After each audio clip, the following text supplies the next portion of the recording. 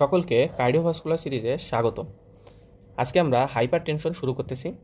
তো আমরা কয়েকটা ছোট ছোট ক্লাসের মাধ্যমে হাইপার টেনশনকে পুরোপুরি কমপ্লিট করব। So let's start.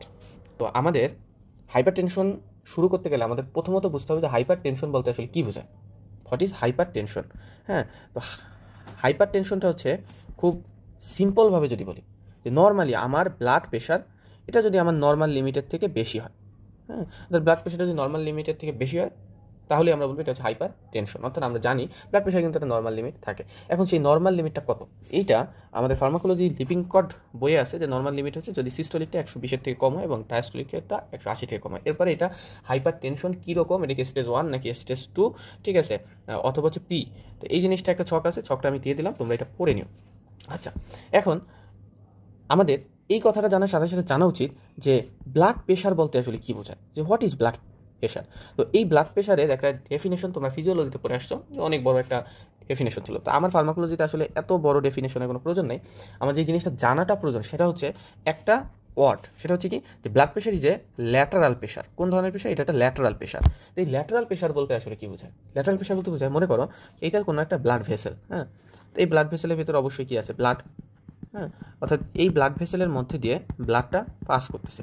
Lateral pressure বলতে বোঝায় পাস করার সময় তার দেয়ালে, তার ওয়ালে যেই প্রেশারটা ক্রিয়েট করে, অর্থাৎ ব্লাড তার দেয়ালে যেই প্রেশারটা ক্রিয়েট করলো এটা কি বলা হয়েছে?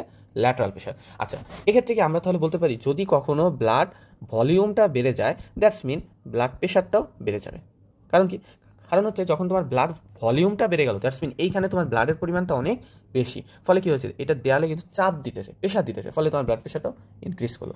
এটা একটা ব্লাড প্রেশারের one of the most important pathology, যে কখন তোমার ব্লাড প্রেশারটা হয়। ঠিক আছে, ওকে। তো আশা করি সেইটুকু তোমরা বুঝতে পারছো। তো এরপরে আমাদের এই যে আমাদের হাইপার টেনশন বলি, এই হাইপার টেনশনের একটা ক্লাসিফিকেশন রয়েছে। হাইপার টেনশন আসলে কীরকম? হাইপার টেনশনকে আমরা মেনলি হচ্ছে দুইটা ভাগে ভাগ করতে পারি, ঠিক আছে, 2 টাইপ। এগুলো কী কী?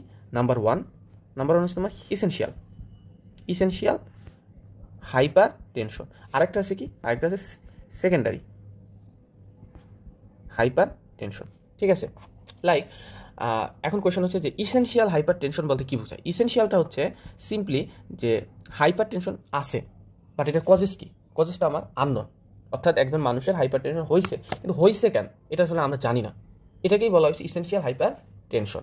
আর যেটা হচ্ছে সেকেন্ডারি হাইপার টেনশন, এই বিষয়টা হচ্ছে তার হাইপার টেনশন হয়েছে, হওয়ার পিছনে একটা কজেস রয়েছে, অর্থাৎ কোনো একটা কনিক্যাল ডিজিজ তার শরীরের ভিতরে রয়েছে, যে ডিজিজের জন্য তার হয়েছে। মোস্ট কমনলি সেটা হচ্ছে রেনাল ডিজিজ। রেনাল ডিজিজের ক্ষেত্রে এটা most commonly, for example conic glomerulonephritis. এই কোনিক গ্লোমেরুলোনেফ্রাইটিস যদি হয় তাহলে তার দেখা যায় যে তার এটার সাথে হাইপার টেনশনও পাওয়া যায়, ঠিক আছে। অর্থাৎ কারো যদি কোনিক গ্লোমেরুলোনেফ্রাইটিস থাকে তার সাথে দেখা যায় যে হাইপার টেনশনও পাওয়া যায়। অর্থাৎ এখানে তার হাইপার টেনশন হওয়ার কজেস কি? কজ হচ্ছে কোনিক গ্লোমেরুলোনেফ্রাইটিস। তাহলে এই হাইপার টেনশনটাকে আমরা বলতেছি সেকেন্ডারি হাইপার টেনশন। আর যেটা ইসেনশিয়াল দ্যাটস মিন এটার কজেসকে আমার আসলে জানা নেই, তার শরীরে কোনো স্পেসিফিক কনিক্যালি কোনো ডিজিজ নেই, দ্যাটস ওয়াই আমার এটা জানা নেই। তবে বর্তমানে ধারণা করা হচ্ছে যে বাংলাদেশে এটা হওয়ার কারণ হচ্ছে আমরা যে খাবারের সাথে যে সল্ট খাই, হ্যাঁ, খাবার লবণ যে আমরা খাচ্ছি, কাঁচা খাবারের খাবার লবণ, এটার জন্য ধারণা করা হচ্ছে যে ইসেনশিয়াল হাইপার টেনশনটা হইতেছে। আচ্ছা, তোমরা এখন আরেকটা ওয়ার্ড যেটা তোমরা এই অধ্যায়ে বারবার খুঁজে পাবা, সেটা হচ্ছে কি? সেটা হচ্ছে হাইপারটেনসিভ ইমার্জেন্সি। এখন এই হাইপারটেনসিভ ইমার্জেন্সি বলতে কী বোঝায়? খুব সহজভাবে যদি বোঝো যে যখন আমার ব্লাড প্রেশারটা মোর দ্যান 180/120, অর্থাৎ সিস্টোলিক প্রেশারটা 180 থেকে বেশি এবং ডায়াস্টোলিক প্রেশারটা 120 থেকে বেশি, অর্থাৎ কীরকম অনেক বেশি কিন্তু বেড়ে গেছে, এইটার ফলস্বরূপ তার অর্গান ফেইলার পর্যন্ত হতে পারে বা অর্গান ডিসফাংশন, হ্যাঁ, যদি এরকম কন্ডিশন হয়, হ্যাঁ, তাহলে এই হাইপার টেনশনকে আমরা বলবো হাইপারটেনসিভ ইমার্জেন্সি। অর্থাৎ খুব সহজভাবে বললে যে যখন আমার ব্লাড প্রেশারটা 180/120 থেকে বেশি থাকে এবং সাথে এটা অর্গান ডিসফাংশন করার একটা প্রবণতা থাকে বা করে, তখনকার এই হাইপার টেনশনটাকে আমরা বলছি হাইপারটেনসিভ ইমার্জেন্সি। এটা খুবই একটা লাইফ থ্রেটিং কন্ডিশন। এখানে হচ্ছে খুব র্যাপিডলি এই পেশেন্টের ম্যানেজমেন্ট করতে হবে, নাহলে অর্গান ডিসফাংশন করতে পারে। ওকে, ফাইন। এরপরে এখানে একটা চার্ট ছিল যে নর্মালি আমরা ব্লাড প্রেশারের রেঞ্জ কত বা কখন আমরা হাইপার টেনশন করবো, এটা তোমরা পড়ে নিও। এখন আমরা যদি অ্যান্টি হাইপারটেনসিভ ড্রাগ সম্পর্কে জানতে চাই তাহলে আমাদের প্রথমে আসলে এই হাইপার টেনশনের একটা মেকানিজম জানা উচিত, অর্থাৎ প্যাথোলজিটা জানা উচিত। কীভাবে এই বিষয়টা হয়। তো ফিজিওলজিতে তোমরা নিশ্চয়ই এই জিনিসটা পড়ে আসছো যে blood pressure is equal to cardiac output into total peripheral resistance, অর্থাৎ কার্ডিয়াক আউটপুট এবং টোটাল পেরিফেরাল রেজিস্ট্যান্স উপরে এটা নির্ভরশীল। যদি কারো কার্ডিয়াক আউটপুট ইনক্রিজ করে দ্যাটস মিন সমানুপাতিকভাবে ব্লাড প্রেশারও ইনক্রিজ করবে। আবার যদি কারো টোটাল পেরিফেরাল রেজিস্ট্যান্স ইনক্রিজ করে তাহলে সমানুপাতিকভাবে ব্লাড প্রেশারটা ইনক্রিজ করবে। কারণ কি? কারণ হচ্ছে খুব একটা সহজ বিষয় যে আমার যখন এখানে আমি একটা যদি ব্লাড ভেসেলের কথা চিন্তা করি, কার্ডিয়াক আউটপুট মানে কি? মানে তার হার্ট থেকে বেশি বেশি ব্লাড হচ্ছে পাম্প করতেছে, পাম্প করার পরে এটা যায় কোথায়? এটা কিন্তু আমার এই ব্লাড ভেসেলের ভিতরে যায়। অর্থাৎ এখন কার্ডিয়াক আউটপুট বাড়ার জন্য আমার ব্লাড ভেসেলের ভিতরে ব্লাডের পরিমাণটা অনেক বেশি, ফলে এই ব্লাড ভেসেলের ওয়ালে আমার কিন্তু প্রেশারের পরিমাণটাও বেশি, ফলে ব্লাড প্রেশারটাও বেশি এরকম। আর হচ্ছে টোটাল পেরিফেরাল রেজিস্ট্যান্স, এই বিষয়টা বলতে বোঝায় যে সেটা কি ডাইলেটেড অবস্থায় আছে নাকি কনস্ট্রিক্টেড। অর্থাৎ টোটাল পেরিফেরাল রেজিস্ট্যান্স মানে তোমার একটা ব্লাড ভেসেল সেটা যদি এরকম হয় যথেষ্ট ডায়ালেটেড, আর একটা ব্লাড ভেসেল যদি একটুখানি চিকন হয় তাহলে কিন্তু আমরা যদি বলি যে সমপরিমাণ, এখানেও যদি 10 মিলিলিটার ব্লাড যায়, এখানেও যদি 10 মিলিলিটার ব্লাড যায়, তাহলে কোনটাতে ব্লাড প্রেশারের পরিমাণটা বেশি হবে? অবশ্যই এই জায়গাতে ব্লাড প্রেশারের পরিমাণটা বেশি হবে। কারণ কি? কারণ এখানে স্পেস কম বাট ব্লাডের পরিমাণটা বেশি। অর্থাৎ এই ক্ষেত্রে আমরা বলতে পারি যে এই ভেসেলটার ক্ষেত্রে টোটাল পেরিফেরাল রেজিস্ট্যান্সটা বেশি। ওকে, তো এই দুইটা বাড়ার সাথে সাথে ব্লাড প্রেশারটা ইনক্রিজ করে। Okay fine. এখন এই যে আমাদের যে কার্ডিয়াক আউটপুট, এই কার্ডিয়াক আউটপুট আবার কয়েকটা জিনিসের উপরে নির্ভর করে, like heart rate, cardiac contractility, আর হচ্ছে ফিলিং প্রেশার। হার্ট রেটটা কি? মানে প্রতি মিনিটে, প্রতি মিনিটে কতবার বিট করে, অর্থাৎ বিট পার মিনিট, অর্থাৎ হার্টটা প্রতি মিনিটে কতবার বিট করতেছে।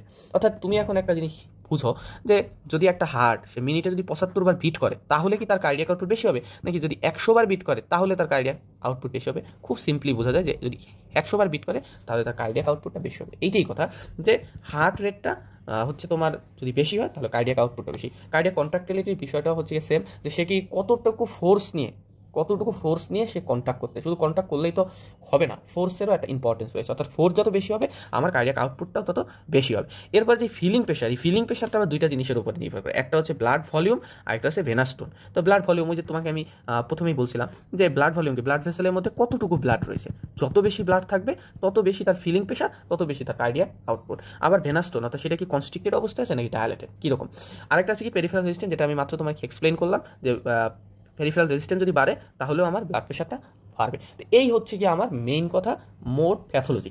এখন একটা জিনিস তোমাকে যদি বলা হয় যে আমরা যদি অ্যান্টি হাইপারটেনসিভ ড্রাগ ইউজ করি, এগুলো আসলে কাজ করে কীভাবে, তো তুমি যদি এই জিনিসটা বুঝো যে আমরা এতক্ষণে কী বুঝলাম যে আমার হার্ট রেটটা যদি বাড়ে তাহলেও আমার ব্লাড প্রেশারটা বাড়তেছে, আবার যদি আমার কার্ডিয়াক কন্ট্রাক্টিলিটি বাড়ে তাহলেও কিন্তু আমার ব্লাড প্রেশারটা বাড়তেছে, আবার ফিলিং প্রেশার বাড়লে, অর্থাৎ ব্লাড ভলিউম বাড়লে, ভেনাস টোন বাড়লে আমার ব্লাড প্রেশারটা বাড়তেছে। অর্থাৎ এখন যদি আমি ব্লাড প্রেশার কমাতে চাই সেক্ষেত্রে আমার করণীয় কী, অর্থাৎ আমি কী করবো? তাহলে আমার এইদার হার্ট রেটটাকে কমাতে হবে, অথবা আমার কার্ডিয়াক কন্ট্রাক্টিলিটিটাকে কমাতে হবে, অথবা আমার ব্লাড ভলিউমটাকে কমাতে হবে, অথবা আমার ভেনাস টোন যেটা আছে এইটাকে কমাতে হবে, অর্থাৎ ভেসো ডাইলেশন করতে হবে। যদি আমি এইগুলা করতে পারি দ্যাটস মিন আমার হাইপার টেনশনটা কমবে। ওকে, আশা করি তোমরা বুঝতে পারছো যে আমরা যে অ্যান্টি হাইপারটেনসিভ ড্রাগ নিয়ে কথা বলতেছি, এই ড্রাগগুলো আসলে কী করবে।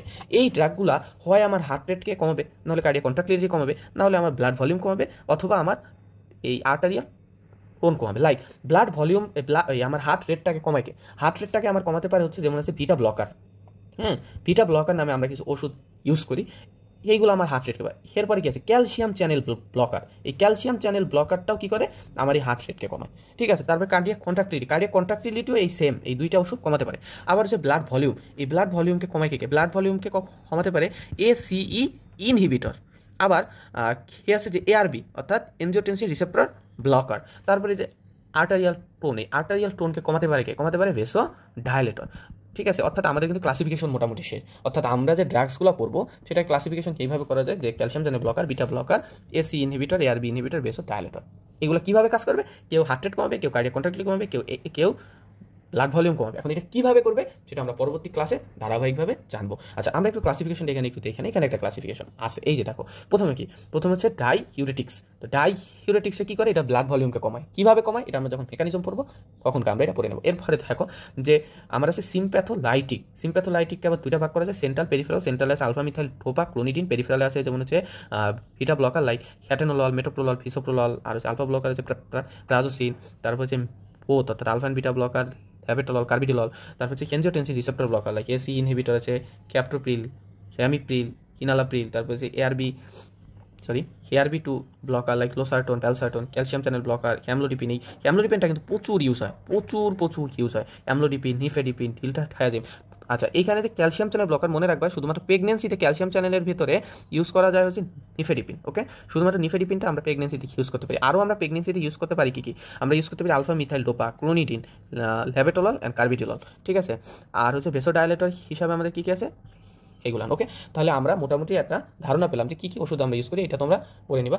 এরপরে আমরা পরবর্তী ক্লাসে আমরা এক একটা ড্রাগস ধরে তাদের মেকানিজম কীভাবে কাজ করে সব কিছু একেবারে ডিটেলসে আলোচনা করবো। সো আজকের ক্লাস এই পর্যন্তই। Thank you.